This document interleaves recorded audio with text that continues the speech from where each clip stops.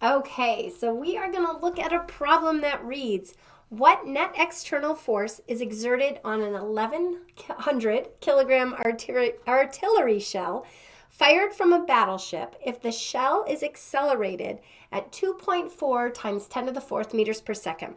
The second part of that question is, what's the magnitude that the artillery shell exerts on the cannon? So what force does the shell experience by the cannon, and what force does the cannon experience by the shell? So we're looking at a net force acting. So this is really a problem of Newton's second law. And when we look at that, we're going to first identify what that object is. So what are we interested in? We're interested in that artillery shell. And so Newton's second law tells us that the sum of the forces acting on that object are equal to the mass times the acceleration of that object. And so we really are just looking at the forces acting on that cannon from that shell. We can imagine that that cannon is going to shoot that shell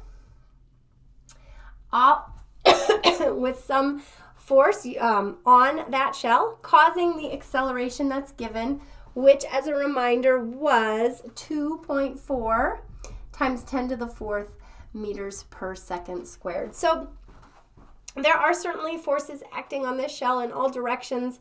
There's a normal force up and a force of gravity as it sits in that cannon. We're going to focus just on the force causing the acceleration out of the cannon, which is acting purely horizontally by that cannon. So it's sort of our free body diagram representation within the cannon itself. Okay, so we know that the sum of the forces is equal to the mass times acceleration. I'm just going to put that back up here.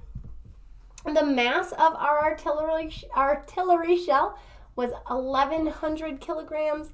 We're told there's an acceleration of 2.4 times 10 to the fourth meters per second.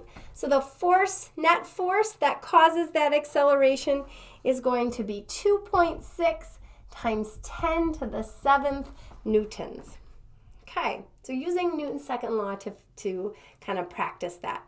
Now the second part of the question says, well, what force does the shell exert on the cannon? Well, that's Newton's third law. Newton's third law tells us that for any interaction,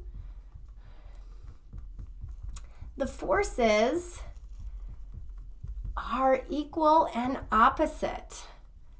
So if the cannon exerts a force of 2.6 times 10 to the seventh newtons on the shell, the force the shell exerts on the cannon, so the force of the shell on the cannon, has to equal minus 2.7. I'm a little low there, so the force of the shell, let me move that up just a bit so it doesn't go off screen. The force of the shell on the cannon is equal to minus 2.6 times 10 to the seventh newtons. So equal and opposite. All right, so using Newton's second law to sort of practice that one, and then recognizing that that's an interaction, and for any interaction, those forces are equal and opposite. All right, good job.